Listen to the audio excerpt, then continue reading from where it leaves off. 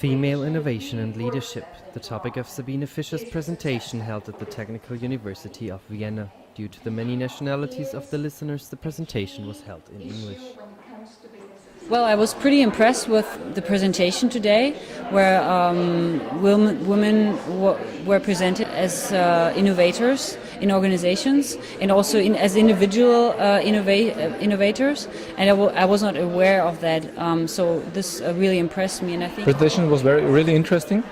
I'm really astonished by myself, because I never thought about how many innovators are female and how many innovators I know are male. And if you ask me, in the past I only know Marie Curie. Today I know a little bit more of this, and this was really interesting. Female leadership is a currently discussed issue in Austria. More than 50% of our economic students are female, but only a third of the firms are being led by women.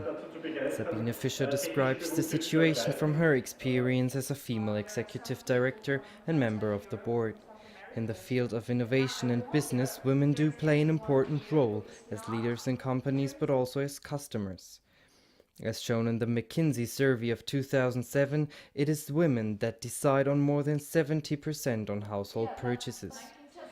Even in industries focused on the male market, women represent a growing proportion of the customer base. In Europe, 47% of the PC users are female.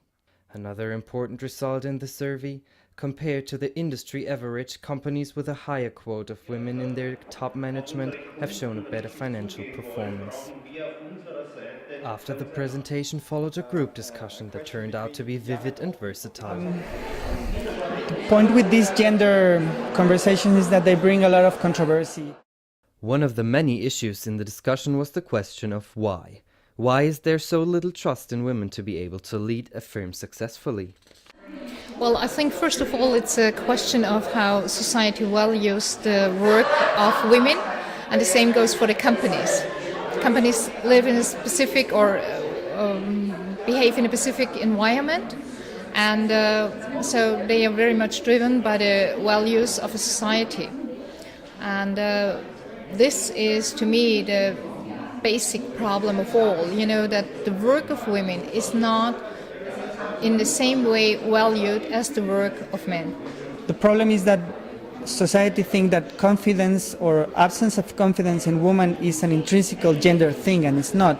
It's a thing that you learn or you don't learn. It's a thing that you are brave to speak or not to speak. I think that's the root of the change. It's the society and the environment that needs to undercome change first to make an exception a rule. Looking back in history, it had been certain people that had the courage to speak out and make change happen. They were often referred to as role models. Women that are in a leading position, they are responsible, and they have the ability to transmit these role models downward to the kids or to the young ladies that are looking up to see who I want to become, how I want to become. Is he or is she doing it right? Can I be she?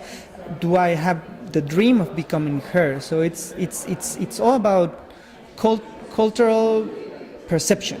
If you don't want to work in those male-dominated hierarchies and organizations, then you have to get out of it and to found your own business. In 2004, Sabine Fischer started her own project, Women Talk Business. Since then, she has informed and encouraged many women as well as men. Every day, more women have the courage to start their own business. I'm pretty pleased in the position I am, because I'm self-employed in a network, so I make my own decisions. Be confident. No, I think it's a character thing. You can have a man who is not willing to take the risk to start a business, and you can have a woman who is passionate and wants to do it. It's all about your personal decision about it, and I think it's all about your focus. Are you focused enough to do it, and are you